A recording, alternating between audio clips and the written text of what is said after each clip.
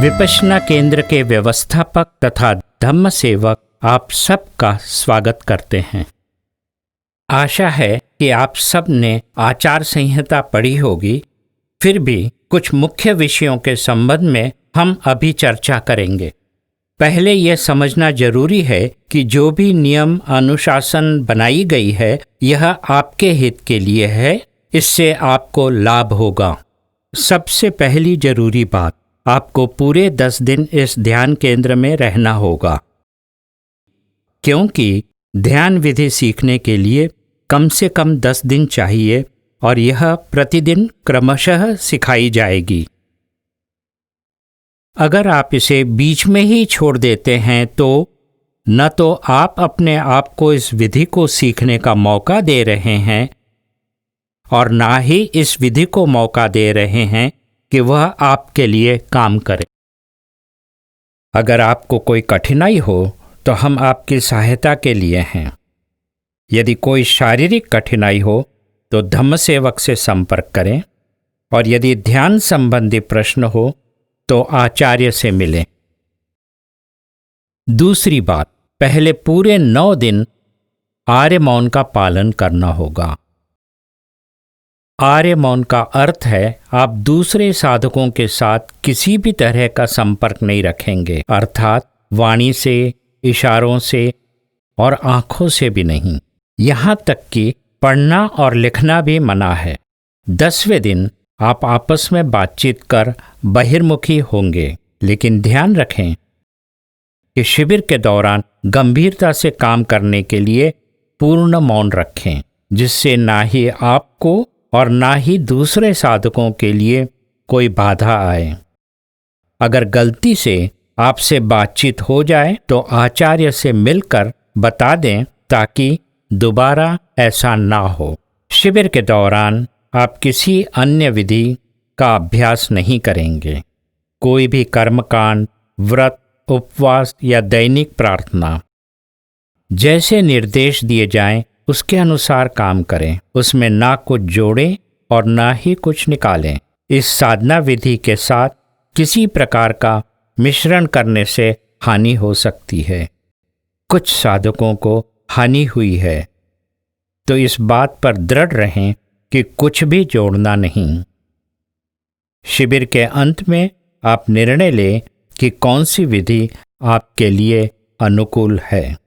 आप इस विधि को तभी सीख पाएंगे जब आप इस शिक्षा को और आचार्य के द्वारा दिए गए मार्गदर्शन को स्वीकार करेंगे, कम से कम 10 दिनों के लिए। हम आशा करते हैं कि आपके पास कोई भी लिखने या पढ़ने का सामान, लैपटॉप, मोबाइल, कोई भी धार्मिक चिन्ह, तंबाकू या बीड़ी सिगरेट नहीं है।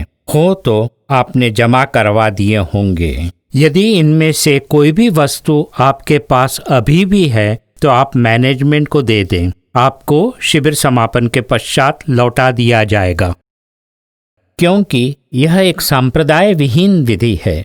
इसे ऐसा ही बनाए रखने के लिए कोई धागा, माला, रोजरी या अन्य कोई धार्मिक चिन्ह अब भी आपके पास हैं तो कृपया जमा करवा दें। ऐसा करने से हमें अपने विवेक पर निर्भर करने में सहायता होगी, ना कि किन्हीं बाहरी वस्तुओं पर। शिविर पूर्ण होने तक पुरुष और महिलाएं अलग अलग रहेंगी। पुरुष धम्म सेवकों से और महिलाएं महिला सेविका से ही संपर्क करेगी। यह नियम पति पत्नी, भाई बहन व अन्य रिश्तेदारों और मित्रों पर भी लागू होता है। ध्यान रहे कि पुरुष और महिलाएं एक दूसरे के क्षेत्र में ही नहीं जाएंगे, एक दूसरे का रास्ता भी नहीं काटेंगे। चाहे पुरुष हो या महिला, किसी को भी स्पर्श नहीं करेंगे। हमारे कपड़े साधना के अनुकूल हों। कृपया छोटी पैंट, छोटे स्कर्ट व बिन बाह के और तंग कपड़े ना पहने। घुटनों तक लंबाई हो। यह आचार संहिता के कुछ मुख्य विषय थे। अगर आपको कोई भी संदेह हो तो हमें और अधिक विवरण देने में प्रसन्नता होगी। परंतु शिविर होने से पहले ही आप यह निश्चित कर लें कि आप यह अनुशासन का पालन कर सकेंगे या नहीं। आप अनुशासन का पालन कर सकते हैं तो शिविर में भाग लीजिए। यदि कोई कारणवश आप अनुशासन का पालन नहीं कर सकते हैं तो अभी शिविर से चले जाने का निर्णय ले सकते हैं। हम आपके निर्णय का आदर करेंगे, परंतु अभी अनुशासन पालन करेंगे कहकर बाद में नियमों को तोड़ने से आपको तथा दूसरे साधकों की भी हानि हो सकती है। इससे भी अधिक हानि शिविर के बीच में अपना निर्णय बदलने से होगी। यदि आप आचार संहिता का पालन बड़ी गंभीरता से करते हैं तो 10 ही दिनों में इस विधि को सीखने का लाभ प्राप्त कर सकेंगे। कृपया समय सारिणी का कड़ाई से पालन करें ताकि यहाँ रहने का अधिकतम लाभ प्राप्त हो। सुबह 6 से 6:30 तक ध्यान कक्ष में वंदना सुनाई जाएगी। यह हमारे ध्यान के वातावरण को बनाए रखने के लिए है। वंदना को समझना आवश्यक नहीं है, उस समय भी आपको तो ध्यान ही करना है। वंदना के समय ध्यान कक्ष में रहना लाभकारी होगा। 3 सामूहिक साधनाएं होंगी, सुबह 8 से 9, दोपहर 2:30 से 3:30 तक और शाम 6 से 7। सभी साधक साधिकाओं को हॉल में रहना अनिवार्य है। कृपया हॉल में कुछ मिनट पहले ही पहुंचे ताकि सभी साधक सत्र शुरू होने से पहले ही वहां हॉल में बैठे हुए हों। सुबह और दोपहर की सामूहिक साधना के पश्चात छोटा सा विश्राम होगा और तत्पश्चात कुछ निर्देश सुनाए जाएंगे। शाम की सामूहिक साधना के बाद प्रवचन होगा। प्रवचन के बाद अगले दिन के लिए नए निर्देश सुनाए जाएंगे। प्रवचन और निर्देश के लिए हॉल में उपस्थित रहना जरूरी है। अन्य ध्यान के समय आवश्यक हो तो थोड़ा सा विश्राम ले सकते हैं। अगर कोई संदेह या कोई प्रश्न हो तो दोपहर 12 बजे या रात को 9 बजे आचार्य से भेंट कर सकते हैं। ध्यान के समय ध्यान ही करें। नहाना, कपड़े धोना मना है।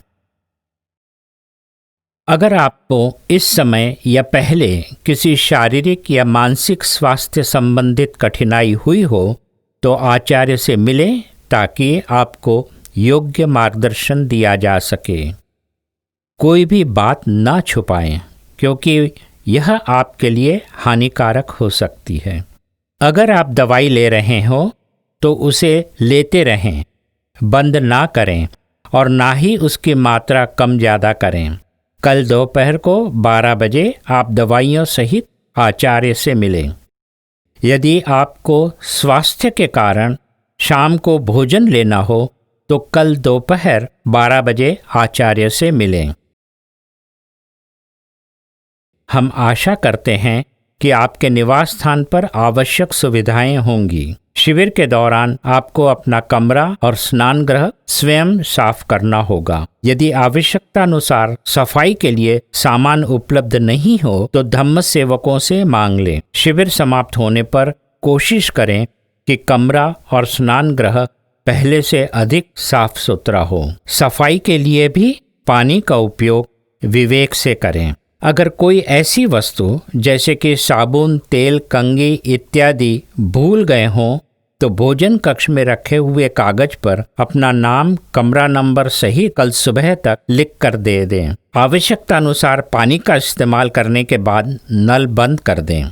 अगर किसी समय नल में पानी ना भी हो तो उसे खुला ना छोड़ें क्योंकि दोबारा नल में पानी आने पर पानी व्यर्थ होगा। अगर पानी की कमी हो तो एक बाल्टी भरकर रखें। गर्म पानी सुबह 6:30 से 7:30 बजे उपलब्ध होगा। गर्म पानी के लिए आप अपने इमर्शन हीटर का इस्तेमाल ना करें। इसके लिए बिजली की तारें यहाँ पर अनुकूल नहीं हैं। कमरे के बाहर जाते समय बिजली ना भी हो तो भी सारे स्विच बंद कर दें ताकि बिजली वापस आने पर व्यर्थ न जाए। आप अपने गहने और कीमती वस्तुएं कमरे में ना छोड़ें। उनकी सुरक्षा के लिए हम जिम्मेदार नहीं हैं। विश्राम के समय टहलना लाभदायक, अन्य कोई व्यायाम ना करें जिससे अन्य साधकों की एकाग्रता भंग न हो। यहाँ सादा शाकाहारी भोजन दिया जाता है, वही स्वीकारें। अगर आपको अपने स्वास्थ्य के अनुकूल किसी विशेष भोजन की आवश्यकता हो तो आचार्य से मिलें। आप जितना चाहें और जितनी बार चाहें भोजन ले सकते हैं, लेकिन जूठा ना छोड़ें। सुबह के समय फल पुराने साधकों के लिए रखे जाते हैं। कृपया नए साधक फल शाम को ही लें। पुराने साधक वह है जिन्होंने कम से कम एक 10 दिवसीय शिविर किया हो। भोजन के पश्चात अपने अपने बर्तन धोकर रखें। भोजन कक्ष में जाने का समय निर्धारित है। सुबह 6:30 से 7:15, दोपहर 11 से 11:45 और शाम को 5 से 5:30। इसी दौरान जाएं। बाद का समय धम्म सेवकों के लिए निर्धारित है। भोजन किसी विशेष अनुमति के बिना भोजनालय से बाहर न लेकर के जाएं। जो धोबी सेवा चाहते हैं वह अपने कपड़ों को उपलब्ध टोकन से बांधकर नाश्ते के समय निर्धारित स्थान पर रखें। आज 7:45 बजे आपको ध्यान कक्ष में ले जाया जाएगा। वहां आपको बैठने का आसन दिया जाएगा। अपने नाम का टैग उस आसन को लगा दें और पूरे शिविर के दौरान उसी स्थान पर बैठें।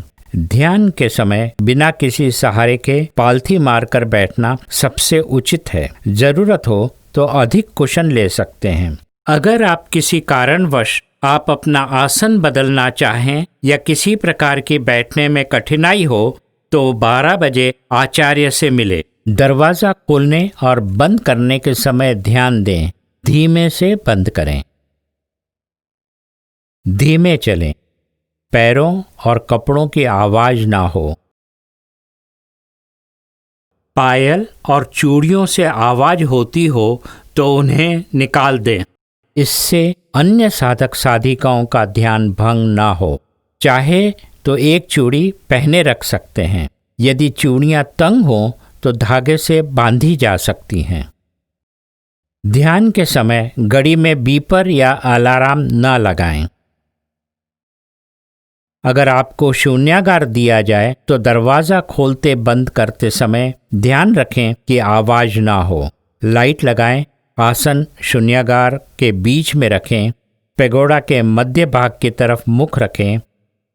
चाहें तो ध्यान शुरू करने से पहले बत्ती बंद कर दें। आखिरी दिन आसन का टॉपर निकाल दें और कुशन को दीवार पर लगा दें। अगर आपने मोबाइल फ़ोन अलार्म के लिए रखा हो तो कृपया उसे बंद करके व्यवस्थापक को दे दें। फूल, पत्ते और फल ना तोड़ें और अगर गिरे हुए भी हों तो ना उठाएं। रात के समय अपने पास टॉर्च रखें। बड़े समूह में होने के कारण इन 10 दिनों में हो सकता है कि आपको कोई असुविधा हो, लेकिन ध्यान सीखने के हमारे लक्ष्य को ध्यान में रखकर इसे नज़रअंदाज कर दें। अगर थोड़े में कहें तो यह अपने आप को जानने की साधना है। इसमें सफल होने के लिए पूरे आश्रम में आप अकेले हैं ऐसा समझकर आप काम करें। अकेले अपने आप में ही काम करें। दूसरों की एकाग्रता भंग न करें और यदि दूसरे आपकी एकाग्रता भंग करते हैं तो उन्हें नज़रअंदाज करें। आशा करते हैं कि आपका यहाँ रहना सफल हो और विपश्यना साधना आपके जीवन में लाभदायक हो।